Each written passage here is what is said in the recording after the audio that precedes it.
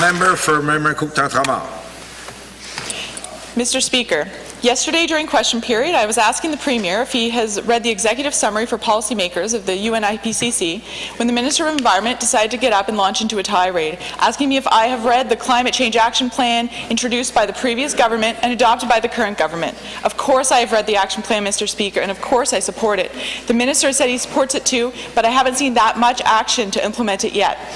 Science says our current targets are inadequate, and that's why the youth are in the streets begging our governments to take this climate emergency and their futures seriously. Clinging to the sunset industries of oil and gas is outdated and deadly. We need to take advantage of sunrise industries and build a better economy quickly. This is arguably the biggest crisis New Brunswick has ever faced. So, Mr. Speaker, I would like to know if the Premier has received a full briefing on climate breakdown from his Climate Change Secretariat. The Minister of Environment and Local Government. Thank you very much, Mr. Speaker, and thank you to the member opposite for the question. Valid questions, and I think that everybody in this legislature understands that we all take climate change seriously.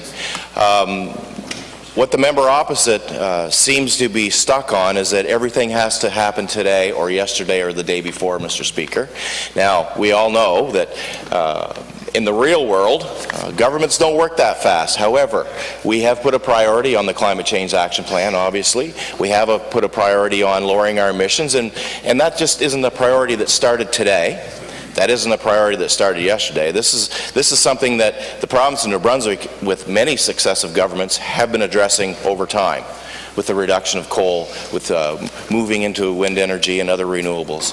So, Mr. Speaker, you know, the member opposite keeps going on about how everything has to happen today, but we can very clearly say we've been working towards our goals and we will continue to work towards those goals. Good job. The member for Mamaroneck-Tentramar. Mr. Speaker, the science demands that action is taken today and that a lot of action is taken very quickly. I heard the Minister of Environment say yesterday, 30, 40, 50 years. We do not have that time. We have about 10 years to turn things around. I'm not in the habit of giving out gold stars for incremental action. On page 13, to go back to the Climate Change Action Plan, since we want to talk about that, action item 46 commits the government to work to have 2,500 electric vehicles on the road in New Brunswick by 2020 and 20,000 by 2030. We've only seen 200 EVs on the road in New Brunswick right now, Mr. Speaker.